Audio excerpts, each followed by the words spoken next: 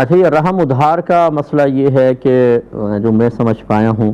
کہ بعض اوقات زوجہ جو ہوتی ہیں ان کا رحم اتنی طاقت نہیں رکھتا کہ وہ حمل ٹھہرا سکے، تو پھر مرد کا اسپرم عورت کے ایگ لے کر، یعنی میاں بیوی کے ہی، ان کو پہلے ان کا ملاپ کروایا جاتا ہے اور پھر کسی اور عورت کے رحم میں رکھوا دیتے ہیں، اور باقی پروسیس جو ہے 9 مہینے تک اس عورت کے رحم میں ہوتا ہے،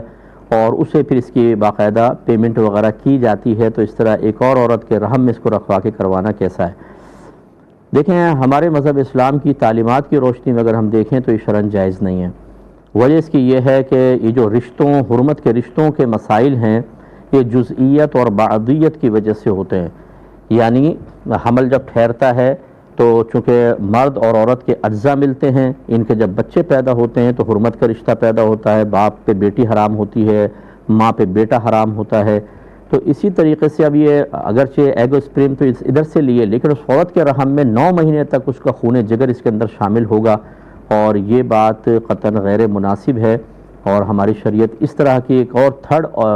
پرسن کی انوالومنٹ کو ناپسند رکھتی ہے، لہٰذا یہ شرعاً جائز نہیں ہے۔ ہاں، یوں ہو سکتا ہے کہ اگر وہ بھی بعض صورتوں میں، کہ جیسے اگر نارمل طریقے سے حمل نہیں ٹھہر رہا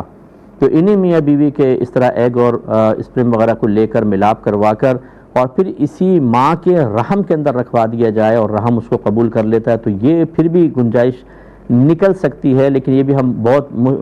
دیر بعد اجازت دیتے ہیں۔ دیر بعد دینے کا مطلب یہ ہے کہ ہم کہتے ہیں اولاً آپ صبر کریں، کیونکہ اس کے لیے لازم سی بات ہے کہ ستر کھولنا پڑتا ہے کسی کے سامنے، اور چانسز بھی 50-50 ہوتے ہیں۔ ایسا نہیں ہے کہ 100% کوئی حمل ٹھہر جائے گا، کیونکہ اللہ تبارک و تعالی نے جس کو دنیا میں جس وقت لانا ہے، آپ کچھ بھی نہیں عمل کریں، حمل ٹھہرے گا۔ کچھ بھی نہیں عمل سے مراد اس طرح کی کوئی، بہت سے لوگ